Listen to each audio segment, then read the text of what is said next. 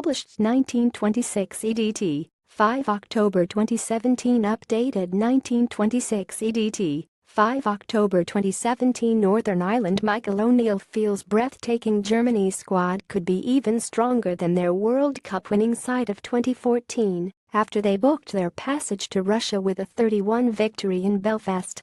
Die Mannschaft maintained their astonishing record of having never lost an away World Cup qualifier in their history by inflicting a first competitive home defeat on Northern Ireland since 2013. Cristiano Ronaldo was their tormentorinchief that night, but there were multiple scourges at Windsor Park as Sebastian Rudy's delicious 30-yard opener after 83 seconds was added to by Sandro Wagners' emphatic strike and Joshua Kimmichs' sweet volley before Josh Magennis' late consolation.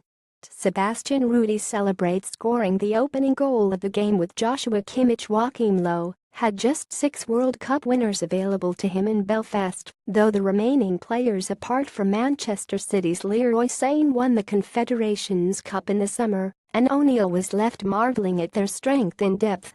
"I'm not sure if there's a system you can come up with that can contain Germany," ONeill argued. "The quality of their play at times is breathtaking in terms of how they moved the ball and the movement of their players." Rudy latched onto the ball 35 yards from goal before unleashing an unstoppable streak. "You had 2 League One players and championship players. They don't play that style, players of that caliber.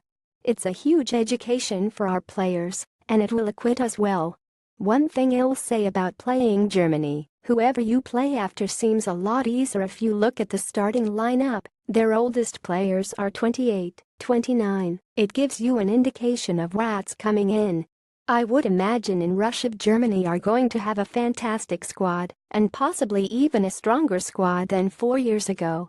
It just seems there's a never-ending conveyor belt of talent coming through. They'll be a formidable team to beat in Russia." Ireland were stunned as the visitors went ahead with almost their first attack of the match. They ripped up ONeill's best-laid plans after just 83 seconds when Rudy smashed beyond Michael McGovern to end his 10-hour run without conceding in international football. "It's the worst start we could have had," ONeill admitted.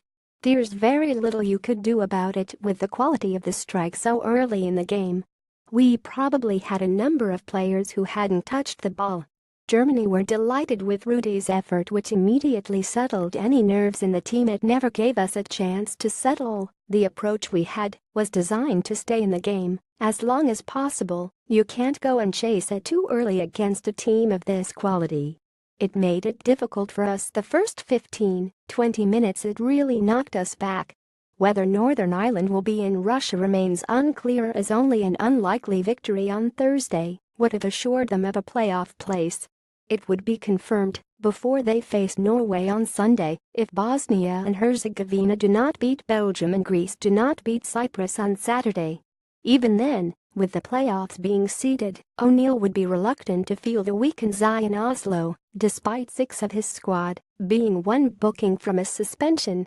Sandro Wagners doubled the advantage as he blasted in a powerful effort on the turn. "I don't have 4 players from Bayern Munich on my bench. It's not that easy for me to rotate my squad," ONeill noted. "We want to go out and try and get 3 points and try and make sure we're not beaten. We can't allow ourselves to field an inexperienced team and be beaten and maybe suddenly lose out on goal difference. It is very important. Were they to make the November playoffs and not be seeded, a clash with Portugal or Italy could await Northern Ireland." Hoffenheim forward showed he has some agility too as he wriggled free of a marker to score. Low, whose men have faced them 3 times over the past 16 months, believes they could still join them at the finals were they to draw such a foe. "Northern Ireland have a population of just under 2 million and they were absolutely competitive in our group," Low noted. "There has been hardly any gap in the group between them and us.